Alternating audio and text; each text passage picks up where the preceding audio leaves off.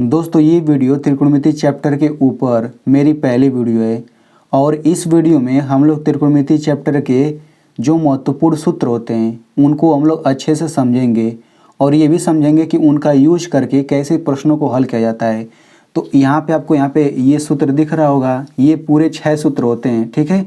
और मैं आपको बता दूँ कि ये जो 6 सूत्र है ये सबसे महत्वपूर्ण सूत्र होते हैं, क्योंकि त्रिकोणमिति चैप्टर में आपको जितने भी सूत्र आपको दिखाई देते हैं वो सभी सूत्र इन्हीं से बनाए जाते हैं, इन्हीं सूत्रों का यूज करके बनाए जाते हैं। तो इस तरह से आप समझ सकते हैं कि ये सूत्र आप लोगों के लिए कितना महत्वपूर्ण है और आपको इसे अच्छे से बिल्कुल समझ लेना है। और इस वीडियो में मैं आपको इन सभी सूत्रों को याद करने का एक सिंपल सा ट्रिक भी बताऊंगा। अगर आप वो ट्रिक फॉलो करेंगे तो आपको ये सूत्र कभी भी नहीं भूलेगा, ठीक है। तो चलिए वीडियो शुरू करते हैं। तो सबसे पहले मैं आपको बता दूं कि आप लोग इस वीडियो में कैसे प्रश्नों को हल करना सीखेंगे। तो ध्यान से देखिए, आपको बिल्कुल ऐसे ही एक त्रिभुज दे दिया जाएगा। इसमें या तो आपको तीनों भुजा का लंबाई दे देगा या तो केवल 2 भुजा का लंबाई दे देगा। और इतना देने के बाद आपको पूछ सकता है साइन सी का मान बताइए, कोस सी का मान बताइए, साइन ए का मान बताइए, टैन ए का मान बताइए। मतलब इस तरह से आप देख सकते हैं इन सभी का मान आपसे पूछा जा सकता है। तो इस तरह के सवालों को कैसे हल करते हैं, हम लोग इन्हीं सूत्रों का यूज करके हल करते हैं, ठीक है। तो इन सूत्रों को समझने से पहले हम लोग थोड़ा सा ये जान लेते हैं। यहाँ पे देखिए कुछ हिंदी वर्ड का इंग्लिश मीनिंग दिया गया है ताकि जो सीबीएसई बोर्ड वाले बच्चे हैं वो भी इसे अच्छे से समझ सकें, ठीक है। तो देखिए लंब को अंग्रेजी में बोलते हैं परपेंडिकुलर, आधार को इंग्लिश में बोलते हैं बेस। बिल्कुल इसी तरह से आप लोग ये पूरा देख सकते हैं, ठीक है। अब यहाँ पे जो ये 6 सूत्र है, यहाँ पे आप देखिए इन 6 सूत्रों में अगर आप देखेंगे तो आधार कड़ लंब, केवल आधार कड़ लंब इन्हीं का यूज करके पूरा सूत्र बना है। तो सबसे पहले हम ये समझेंगे कि आधार कड़ लंब ये होता क्या है, ठीक है। तो इसे आप लोग ध्यान से समझिएगा। तो इसे समझने के लिए सबसे पहले आपको समझना पड़ेगा कि समकोण त्रिभुज किसे कहते हैं, ठीक है। समकोण त्रिभुज, तो देखिए समकोण त्रिभुज क्या होता है, ध्यान से समझिएगा। ऐसा त्रिभुज जिसका एक कोण 90 अंश का हो उसे ही हम समकोण त्रिभुज कहते हैं। देखिए 90 अंश जो कोण होता है, 90 अंश कोण को हम समकोण कहते हैं। यानी कि समकोण त्रिभुज का मतलब हुआ कि ऐसा त्रिभुज जिसमें एक कोण 90 अंश का हो उसे ही हम समकोण त्रिभुज कहते हैं। जैसे यहाँ पे मान लीजिए मैंने एक त्रिभुज खींचा कुछ इस तरह से, तो आप देख सकते हैं यहाँ पे ये 90 अंश का है। तो यहाँ पे देखिए 90 अंश कोण को हम ऐसे दिखा देते हैं, मतलब ऐसे जहाँ पर भी दिखे आप समझ जाइए कि यहाँ पे 90 अंश का कोण है, ठीक है ना। तो आई होप आपको समझ आ गया होगा कि समकोण त्रिभुज क्या होता है। यानी कि ऐसे आपको कहीं पर दिख जाए तो समझ लीजिए कि ये समकोण त्रिभुज है, क्योंकि समझिए कि ये 90 अंश का कोण बना हुआ है। ये 90 अंश कोण को दिखाने का तरीका है, ठीक है। तो इस तरह से आप समझ गए। अब हम समझते हैं आधार लंब और कड़ ये क्या चीज़ होता है। तो ध्यान से देखिए 90 अंश के सामने जो भुजा होता है इसे हम लोग बोल देते हैं कड़, ठीक है, यानी कि हाइपोटेनस। 90 अंश के सामने जो भुजा होता है इसको हम हमेशा कड़ बोलेंगे। अब जो ये नीचे वाली भुजा है इसको हम लोग बोल देंगे आधार यानी कि बेस, इसको हम लोग बोल देंगे लंब। अब यहाँ पे एक चीज़ आपको और समझना चाहिए। देखिए 90 अंश के सामने वाली जो भुजा है ये कड़, ये सबसे लंबी भुजा होती है और ये कभी भी नहीं बदलेगा, कड़ ये हमेशा रहेगा। लेकिन देखिए हम कभी कभी इसको आधार बोल सकते हैं, इसको लंब बोल सकते हैं। देखिए यहाँ पे इसको आधार बोले हैं, इस भुजा को लंब बोले हैं, लेकिन हम चाहें तो इसको लंब बोल सकते हैं, इसको आधार बोल सकते हैं। यानी कि लंब आधार हम इधर उधर कर सकते हैं, कोई दिक्कत नहीं है, लेकिन कड़ हमेशा फिक्स रहेगा। 90 अंश के सामने वाली भुजा ही कड़ रहेगा। तो इतना आपको अगर समझ आ गया है तो चलिए अब हम यहाँ पे सूत्र को समझ लेते हैं। तो देखिए आपको कितना सूत्र याद होना चाहिए, ध्यान से समझिए। आपको ये 6 सूत्र याद होना चाहिए, इन्हीं का यूज करके हम सवालों को हल करेंगे। तो सबसे पहले यहाँ पे पहला सूत्र देख लीजिए, साइन ए बराबर होता है लंब बटे कड़। ये बराबर मैंने लगा दिया, इसको आप लोग इग्नोर करिएगा। साइन ए बराबर लंब बटे कड़ होता है, कोस ए बराबर आधार बटे कड़ होता है, टेन ए बराबर होता है लंब बटे आधार, कोट ए बराबर होता है आधार बटे लंब। ऐसे ये, ठीक है, पूरा 6 सूत्र है। तो ये आपको एकदम अच्छे से याद होना चाहिए। इस वीडियो में हम लोग इसका ट्रिक भी समझेंगे इसको याद करने का, ठीक है, बहुत ही आसानी से याद हो जाता है। अब यहाँ पे इसको हम थोड़ा सा समझते हैं। देखिए जब भी साइन आ जाए और कोस आ जाए तो हमेशा इसके बाद यहाँ पे जो लिखा है ना ये कोण लिखा रहता है। यानी कि ए कोई कोण है 30 अंश 40 अंश, यानी कि साइन आ जाए, कोस आ जाए, टेन, कोट सेक, कोसेक, इन सब के बाद जो ये लिखा रहता है ये कोड लिखा रहता है। समझ में आ गया ना? ठीक है, जब हम सवाल को हल करेंगे आपको और अच्छे से समझ आ जाएगा। तो चलिए सबसे पहले हम इस पहले क्वेश्चन को हल करते हैं। क्या बोला गया है? बोला गया है त्रिभुज ABC में जिसका कोड बी सम कोड है, यानी कि हमें त्रिभुज ABC बनाना है, उसमें बी कोड को हमें सम कोड दिखाना है। मैंने अभी बताया कि सम कोड 90 अंश कोड को कहते हैं। तो सबसे पहले इसमें हम चित्र बनाते हैं। ठीक है, तो चलिए यहाँ पे हम चित्र बना लेते हैं। तो आप देखिए हम सम कोड त्रिभुज ही बनाएंगे। तो यहाँ पे हम कुछ इस तरह से बना लेते हैं सम कोड त्रिभुज। अब देखिए बोला है कि बी सम कोड रहना चाहिए, तो इसको हम बी नाम दे देते हैं। ठीक है ना, यहाँ पे ये 90 अंश का कोड बन गया। अब हम ए इसको नाम दे दें, इसको सी, तो त्रिभुज ABC बन गया। या फिर हमारा मन करे तो इसको भी ए कर सकते हैं, इसको सी। ठीक है, कोई दिक्कत नहीं है, बस इसमें बी सम कोड बोला है तो हमने बी सम कोड बना लिया। और क्या बोला है? AB बराबर 3 सेंटीमीटर, यानी कि AB की लंबाई कितना है? 3। AB की लंबाई कितना है? 3 सेंटीमीटर। BC की लंबाई कितना है? 4 सेंटीमीटर। इस BC की लंबाई कितना है? 4 सेंटीमीटर। और AC की लंबाई है 5 सेंटीमीटर। AC की लंबाई कितना है? 5 सेंटीमीटर। तो निम्नलिखित के मान ज्ञात कीजिए, यानी कि साइन, ए कोस, ए टेन, ए कोट, ए सेक, ए कोसेक और इन दूसरे का, इन सभी का मान ज्ञात करना है। तो कैसे ज्ञात करेंगे समझिए। तो मैंने अभी आपको बताया कि 90 अंश के सामने जो भुजा है इसको हमेशा हम कोण बोलेंगे। तो देखिए यहाँ पे आप इसको लिख लीजिए कि ये कोण है, मतलब इससे आसानी होगा हल करने में। यानी कि कोण के जगह पे हम 5 लिखेंगे इस सूत्र में। ठीक है, और ध्यान से समझिए, जो ये लंब आधार होता है ये बदलता है कोण के हिसाब से, कोण के हिसाब से बदलेगा। अभी मैं आपको समझा दूंगा क्या मैं कहना चाह रहा हूँ। तो देखिए सबसे पहले हम साइन ए का मान निकालते हैं। तो देखेंगे साइन के बाद क्या आ रहा है? ए आ रहा है। इस ए का मतलब ये है कि हम इस कोण की बात करेंगे। देखिए इस कोण को ही ए कहा गया है। अब ये कोण कुछ 30 अंश 40 अंश कुछ न कुछ होगा ना, तो यहाँ ए लिखा है, इसका मतलब कि ये 30 अंश 40 अंश कुछ लिखा होगा इसी के हिसाब से। ठीक है ना? तो देखिए जिस कोण की बात होती है उसके सामने वाला जो भुजा होता है इसको हम लंब बोलते हैं। फिर से समझिए, यहाँ पे जिस कोण की बात होती है उसके सामने वाली भुजा को हम हमेशा लंब बोलते हैं। क्या बोलेंगे? हमेशा लंब बोलेंगे। तो देखिए साइन, यहाँ कोण ए की बात हो रही है तो इसके सामने लंब ये हो गया, और कोण तो हमेशा फिक्स है, तो जब ये कोण हो गया ये लंब हो गया तो आधार यही हो जाएगा। अब सवाल लगाते हैं। तो साइन ए बराबर लिखेंगे लंब बटे कोण। ठीक है ना?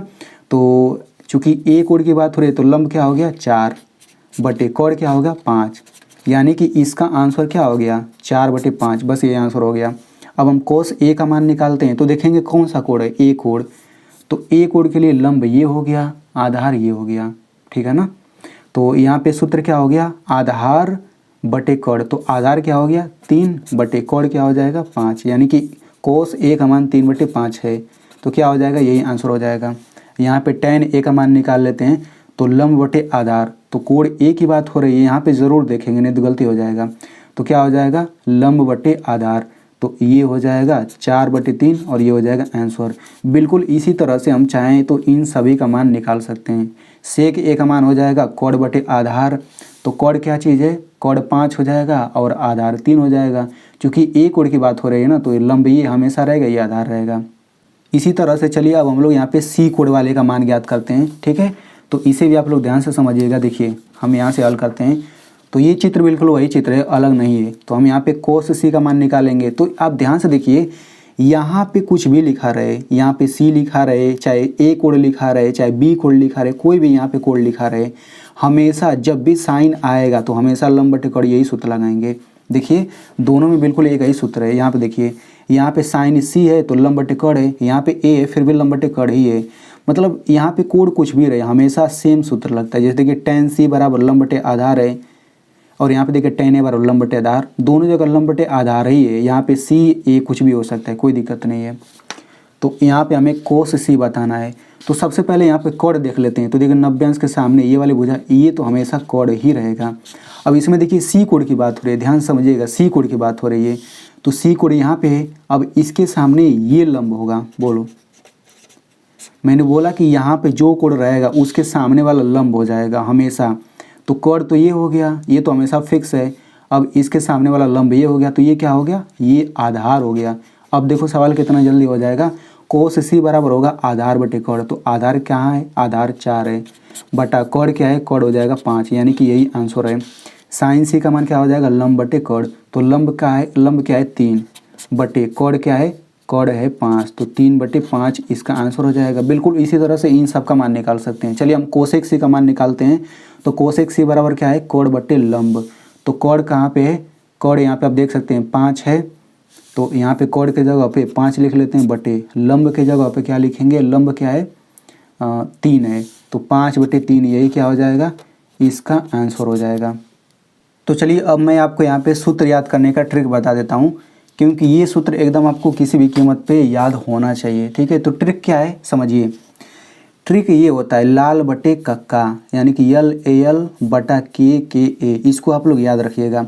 ये ऊपर क्या लिखा है अभी इसको भूल जाइए। ठीक है, इसमें L का मतलब हो गया लंब, L का मतलब लंब यानी कि परपेंडिकुलर, A का मतलब क्या हो गया आधार यानी कि बेस, K का मतलब क्या हो गया कॉर्ड यानी कि हाइपोटेनस। ठीक है, यानी यहाँ पे लंब, L का मतलब लंब है, A का मतलब आधार, K का मतलब कॉर्ड हो गया। अब इतना लिखने के बाद आप इसको एकदम क्रम से याद लिख लीजिए, क्रम से याद कर लीजिए। Sine cos tan cot sec cosec, sine cos tan cot sec cosec, मतलब लाल बटे कक्का लिखिए, फिर कुछ इस तरह से लिख लीजिए, sine cos tan cot sec cosec, sine cos tan cot sec cosec, ऐसे ही बिल्कुल रहना चाहिए। तो यहाँ पे देखिए साइन ए का सूत्र क्या हो जाएगा, चाहे साइन ए लिखिए चाहे साइन बी लिखिए, कुछ भी हो सकता है। तो साइन जब भी आएगा तो उसके लिए सूत्र क्या होगा, लंब बटे कॉर्ड। ठीक है ना, यहाँ पे मैं आपको बगल में सूत्र भी दिखाता चल रहा हूँ।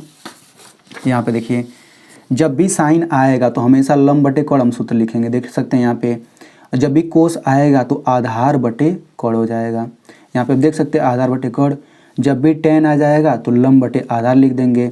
अब यहाँ पे जब कोट आ जाएगा तो अब नीचे से चलेंगे, कोट ए बराबर क्या हो जाएगा, आधार बटे लंब, कोट ए बराबर आधार बटे लंब। इसी तरह से सेक ए बराबर क्या हो जाएगा, कॉर्ड बटे आधार। ठीक है ना, मतलब नीचे आ गए तो उल्टा देखना पड़ेगा, कॉर्ड बटे आधार। कोसेक बराबर क्या हो जाएगा, कॉर्ड बटे लंब। तो इस तरह से आपको पूरा सूत्र याद हो सकता है इससे। चलिए अब हम लोग एक क्वेश्चन और समझ लेते हैं, और आप लोग इस क्वेश्चन को ज़रूर समझिएगा। अगर आपने वीडियो छोड़ दिया तो इतना आप समझ लीजिए कि आप अधूरा नॉलेज लेकर जाएंगे, क्योंकि इसे समझना बहुत ही ज़रूरी है। समझिए क्वेश्चन क्या है। तो क्वेश्चन है त्रिभुज PQR में जिसका कोण Q समकोण है, यानी त्रिभुज PQR कोई है उसमें Q समकोण है। तो सबसे पहले हम यहाँ पे चित्र बनाते हैं। ठीक है, सबसे पहले हम यहाँ पे चित्र बना लेते हैं, और यहाँ पे देखिए ये जितना भी मान होता है साइन कोस टेन, जब भी ऐसा सवाल आए तो उसमें एक कोण 90 अंश का जरूर रहेगा, इतना आप समझ लीजिए। ठीक है ना, तो यहाँ पे देखिए Q समकोण है, तो यहाँ पे हम Q को समकोण बना लेते हैं, इसका नाम दे देते हैं Q। अब यहाँ पे PQR त्रिभुज है तो इसको P लिख लीजिए, PQ और ये R हो गया। इसमें लंबाई लिख लेते हैं, तो PR की लंबाई 10 सेंटीमीटर है, यानी PR यानी कोण की लंबाई है 10 सेंटीमीटर। QR की लंबाई कितना है 6, QR की लंबाई है 6 सेंटीमीटर। ठीक है, अब निम्नलिखित के मान पूछा है। तो देखिए यहाँ पे चूँकि P और R है तो साइन P हो गया tan P, ऐसे ही और बहुत सारा पूछ सकता है, लेकिन मान लीजिए आपसे केवल 2 चीज़ पूछा है, तो कैसे हल करेंगे समझिए।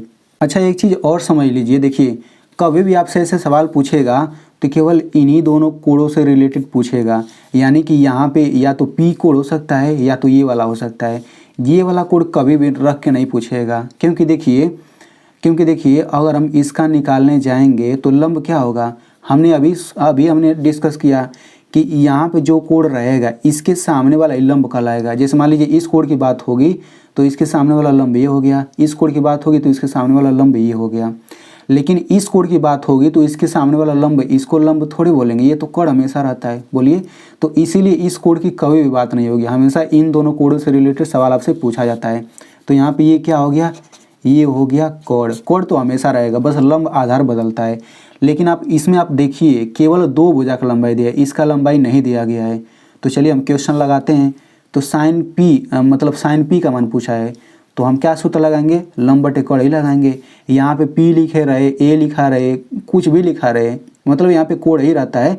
तो देखिए P कोण की बात हो रही है, इस P कोण की, तो इसके सामने वाला क्या, ये लंब हो गया, और कोण तो हमेशा फिक्स ही है। ठीक है, तो क्या हो जाएगा लंब बटे कोण, तो लंब क्या हो गया 6 बटे कोण क्या हो गया 10।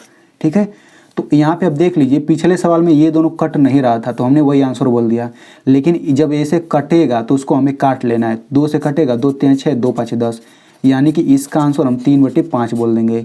ये अगर कटता है तो हमें काट के छोटा वाला आंसर बोलना रहेगा।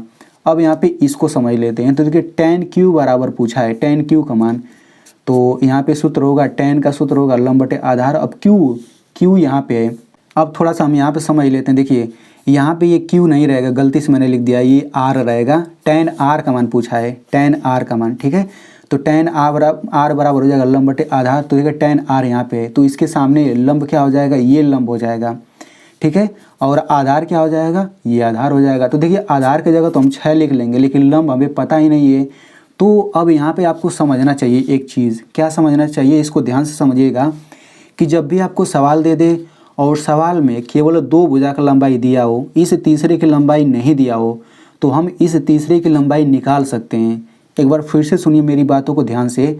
जब भी आपको त्रिभुज में इस तरह सवाल आ जाए और 2 को भुजा का लंबाई दिया हो, तीसरे की लंबाई नहीं दिया हो सकता है कि ये वाला दोनों लंबाई दे दिया हो, ये नहीं दिया हो सकता है कि ये और ये लंबाई दे दिया हो, ये न दिया हो, ठीक है ना।